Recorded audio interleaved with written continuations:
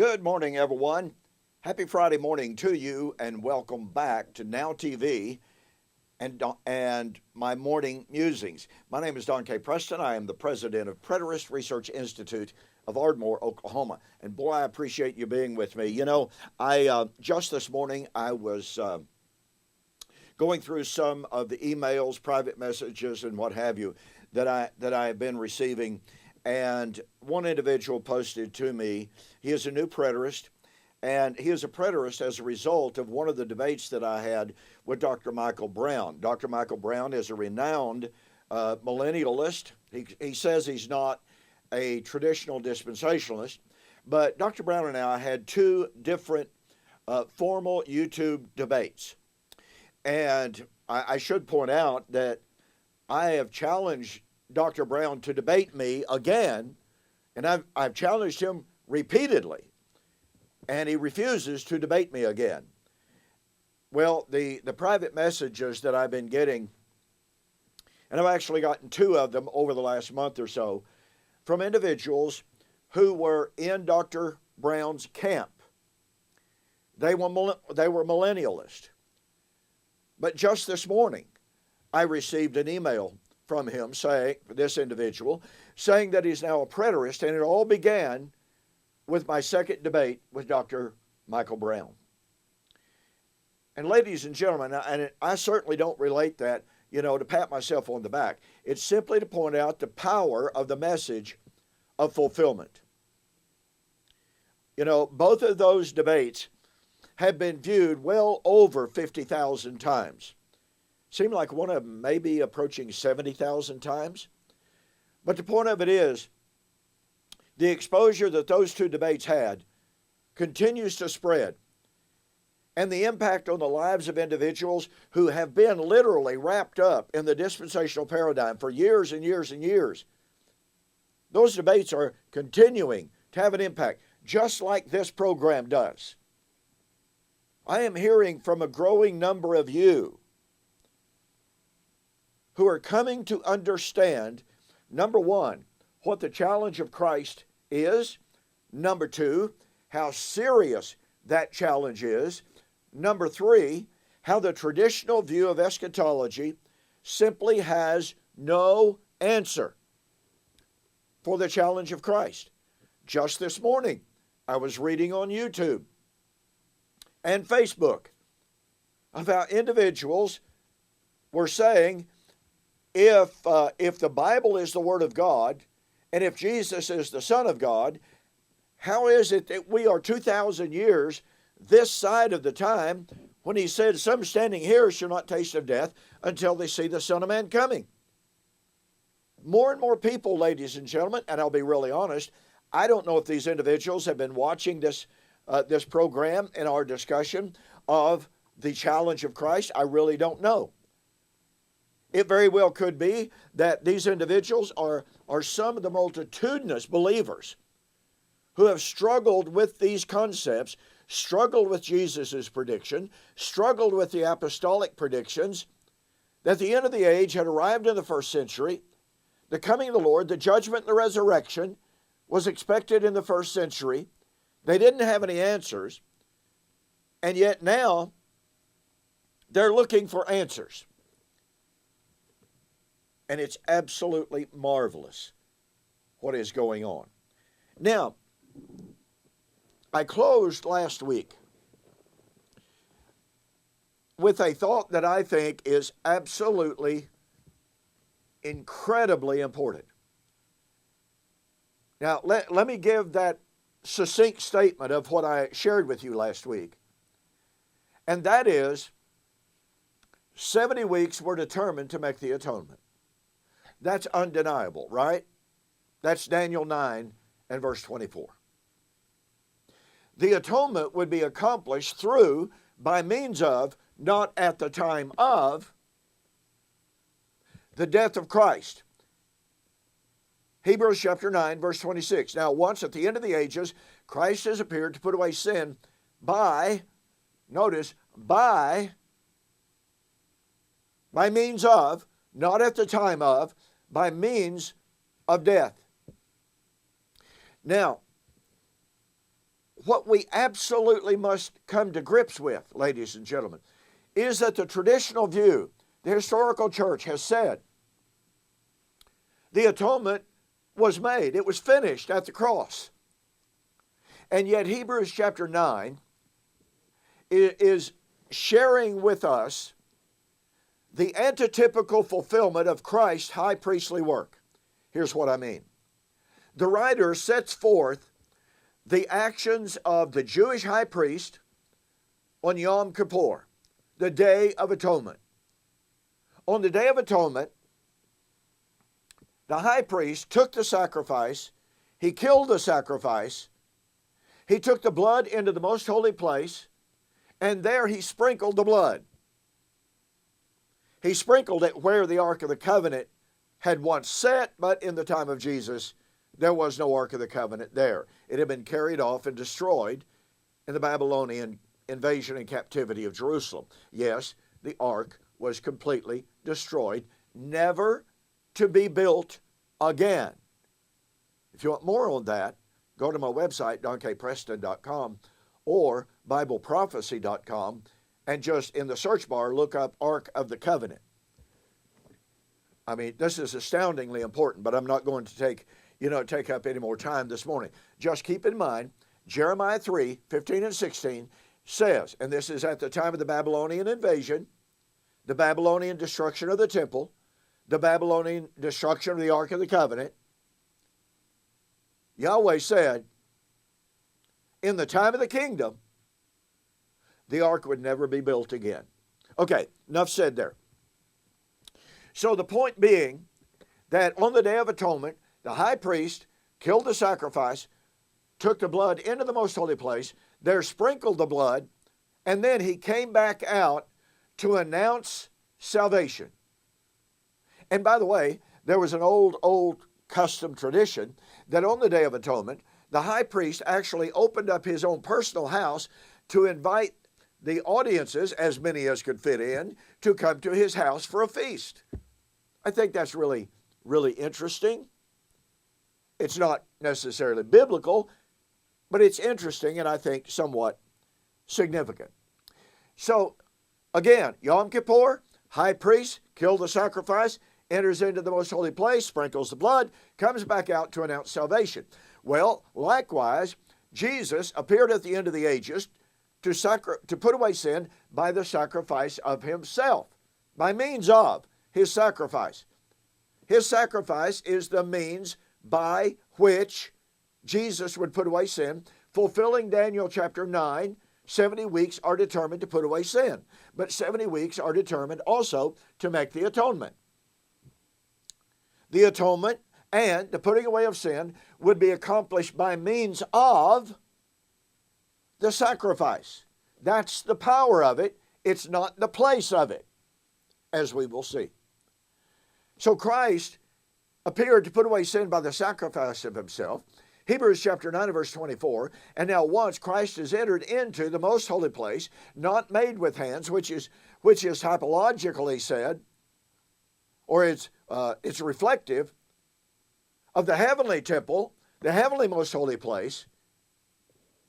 And it was necessary that those things in the heavens be purified by better sacrifices than the earthly things. And then now watch this. Hebrews 9:28. To those who eagerly watch for him, eagerly expect him. And as I've shared with you, that word from the Greek, epekdekomai, that is translated eagerly expect him, means exactly what it suggests. It means they were expecting that coming out of the most holy place in their lifetime. Epekdekomai does not convey the idea of something that will be a long time off, and we'll just kind of sit back in our easy chair, and when it happens, it happens. No, Hebrews chapter 10 and verse 37 tells us when it was going to happen. And now, the writer of Hebrews says, in a very, very little while. The Greek is hoson, mikron. Mikron is little. So it's literally how little of a time. The one who is coming. Well, who's the one that was coming? Hebrews 9:28. out of the most holy place.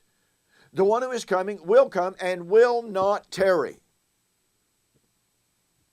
Well, any way you want to look at it, 2,000 years is a delay. It's tarrying. And yet the text emphatically says Christ would not delay. He was coming in a very, very little while. That's exactly reflective of Revelation chapter 22, verse 10, "Behold, I come quickly, and my reward is with me to judge every man according to his works." And so we have here the perfect type and antitype. If we say, as futurists do, that the atonement was made at the time of the cross, we are violating the entire type, antitype practice that the writer of Hebrews is appealing to and describing. In other words, to say that Christ's making of the atonement was completed at the cross means that while the writer tells us of the high priest killing the sacrifice, entering into the most holy place, and coming out, and that although the Hebrew writer tells us of Christ coming and appearing to put away sin by the sacrifice of himself, and even though he goes ahead and mentions entering into the most holy place there to sprinkle the blood, and even though he mentions his coming back out, it means that his entrance into the most holy place was not really necessary to make the atonement, and that his coming out of the most holy place was not necessary to make the atonement. Well, listen, the writer says Christ would appear the second time apart from sin for salvation. Salvation is through atonement. It's through justification. It is through righteousness. It is through forgiveness. And thus, when the writer says Christ would appear the second time apart from sin for salvation, and I want you to follow me here. Now remember, ladies and gentlemen, I shared with you in the last video that if the death of Jesus postponed the kingdom, then the death of Jesus was not integral to the kingdom plan. And it was not necessary for the establishment of the church. Well, wait, the death of Jesus was necessary for the establishment of the kingdom. Or let me rephrase that. The death of Jesus was most assuredly necessary for the establishment of the church. So, are my dispensational friends going to say the death of Jesus was not essential, not necessary, not planned, not a part of the kingdom plan, but it was essential to the establishment of the church? Well, wait a minute. You can't do that because remember, the dispensational paradigm says the church was never foretold anywhere in the Old Testament. And again, if you want documentation for that claim that I'm making about what dispensationalists say, just contact me. Okay, just go to my website, donkpreston.com, bibleprophecy.com, and just send me a note through the website that says, you know, Brother Don, you keep saying that dispensationalists deny that the church was foretold and prophesied anywhere in the Old Testament. Can you share with me some of the quotes from dispensationalists to that effect? I'll be glad to share them with you. It's simply undeniable about what dispensationalism says. But here's the point. If you say that the death of Christ was essential for the church, and the church was nowhere foretold in the Old Testament, then you are, logically by extension, saying the death of Christ, which is to establish the church, was not foretold anywhere in the Old Testament. But wait, Daniel chapter 9, verse 24, 70 weeks are determined to put away sin, which would be through the death of Jesus. 70 weeks are determined to make the atonement, which would be through the death of Jesus. And 70 weeks were determined for the Messiah to be cut off, but not for himself. 3 references, ladies and gentlemen, in Daniel 9, which is supposed to be about the kingdom, not the church. 3 references in Daniel 9 to the death of Jesus. So you cannot dichotomize between the death of Jesus to establish the kingdom and the death of Jesus to establish the church without doing severe, fatal damage to the dispensational paradigm. Now, I must go on here. But I wanted to get these things back in front of us because they are absolutely so critical. But here's the point, okay, to drive this point home even more. Let me share something with you before I get to that. I have a good friend who is a world-class Hebrew scholar in Israel. He has 2 sons that are, quote, leading rabbis in Israel. I have written to him, and, he's a practicing, prominent Jew. I'm certainly not. So we come from 2 totally different perspectives. But what I have heard it argued over and over again, that the atonement was finished at the cross. That the atonement was made at the time of the cross, not simply by means of the cross. So I sent my friend an email. And we correspond very regularly. Matter of fact, when I opened up my email this morning, there's an email for me to respond to. And so I asked him, okay, under the Torah, in the Tanakh, when was the atonement considered to be finished? Was it at the point of time of the death of the sacrifice? Was the atonement finished, over, done, completed? Or did the high priest absolutely, unequivocally, undeniably have to take the blood of the sacrifice into the most holy place? Now remember, ladies and gentlemen, those who argue that the atonement was made at the cross and not afterwards are of logical necessity saying Jesus did not have to go into the most holy place and take his blood, take his life, more literally, and there offer that life in the most holy place. So those who make the argument that the atonement was finished at the cross are eliminating, listen carefully, they are eliminating interest and coming out of the most holy place as vital, integral parts of the atonement praxis. So I asked my friend, was entrance into the most holy place a part of the atonement process? And did the high priest absolutely, 100% absolutely, have to come out of the most holy place for the atonement to be considered complete? He actually thought the question was ridiculous. Yeah, he did. He said to suggest that the atonement, and he was relying on ancient Jewish historical documents, to suggest that the atonement was completed before entrance into the most holy place or before the coming out of the high priest, he said, that's ridiculous. That has never been suggested in Israel. So once again, those who are making this argument are completely rejecting the type and antitype of Hebrews chapter 9.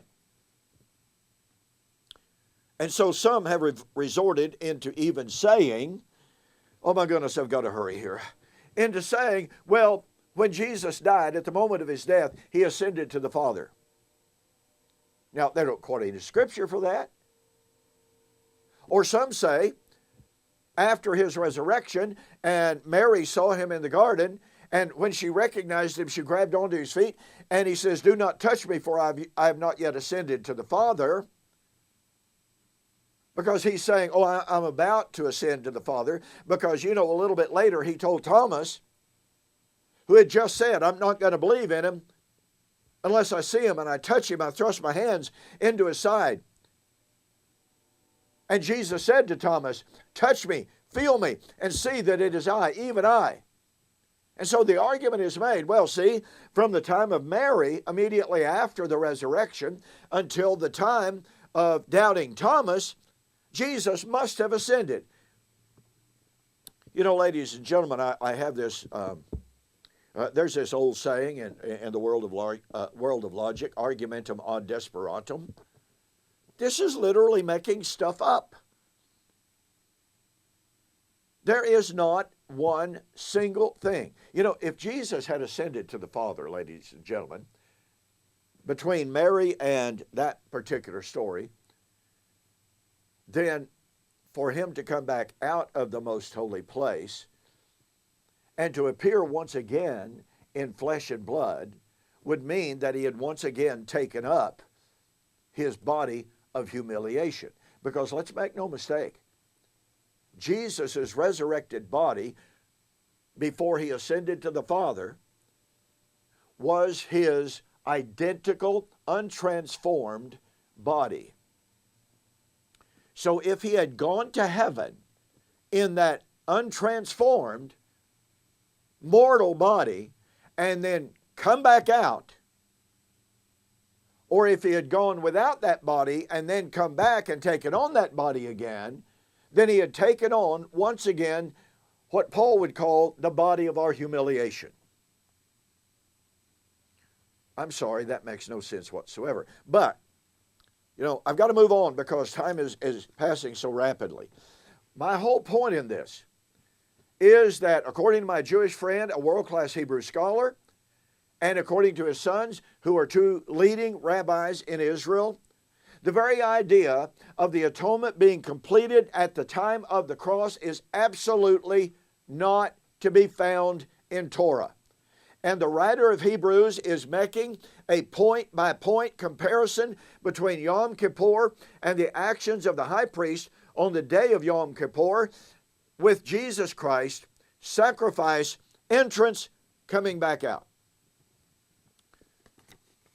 So, we are told, remember, we're talking about, is there a gap of so far 2,000 years between the 69th and the 70th week?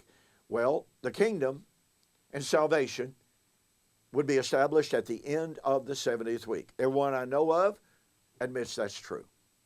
Okay, so the atonement would be made within the confines of the 70 weeks of Daniel chapter 9. 70 weeks are determined to make the atonement. But the Parousia of Christ, the coming of Christ, the second coming of Christ, would consummate, finish, complete the atonement. Unto those who eagerly look for him, he shall appear a second time apart from sin for salvation. Ladies and gentlemen, no atonement, no salvation until the second coming, until the coming out of the most holy place. Now, keep in mind, amillennialists and postmillennialists decry the dispensational view that there's a gap between the 69th and the 70th week, all the while claiming the atonement was completed at the cross. No, the atonement could not be completed until the coming out of the most holy place, because without the completed atonement, there is no salvation, ladies and gentlemen. And salvation would only come at the second coming. Hebrews 9:28. And Revelation depicts the destruction of Babylon, the city where the Lord was crucified, as the time when, Revelation chapter 19, 1 and 2, hallelujah, salvation has come at the coming of the Lord in the destruction of the city where the Lord was crucified. And that's the time also in which man could enter into the most holy place, into the very presence of God. So, All right, here we go again. The atonement would be made within the 70 weeks of Daniel chapter 9, but the parousia of Christ would consummate the atonement. Therefore, the parousia of Christ would be within the 70 weeks of Daniel. Now look, see how perfectly this segues with what I shared with you earlier in the chapter. Ladies and gentlemen, if salvation in the kingdom comes at the end of the 70 weeks in the establishment of the kingdom, and if salvation comes at the second coming of Christ, and if the second coming of Christ was said to be when? Oh, in a very, very little while. Hebrews 10:37. When they would receive their great reward. That means what, ladies and gentlemen? That means that the atonement, the end of the 70th week, was about to be consummated, quote, in a very, very little while at the second coming of Christ. Okay, got to hurry. The 70 weeks were determined to make an atonement for sin, but the death of Jesus was for the purpose of making atonement for sin. Hebrews 9:12-28. Therefore, the death of Jesus, watch this, occurred within the 70 weeks. It did not postpone the 70th week. Every single thing that I've shared with you this morning, ladies and gentlemen, goes to prove there is no gap of 2,000 years between the 69th and the 70th week of Daniel. Everything I've shared with you this morning goes to prove unequivocally that Christ had to come the second time apart from sin to consummate, perfect, finish the atonement. But the atonement is restricted to the 70 weeks. That means the coming of Christ is restricted to the 70 weeks. If Christ has not come the second time, then surely there is a so far 2,000-year gap in Daniel 9. And I'm out of time.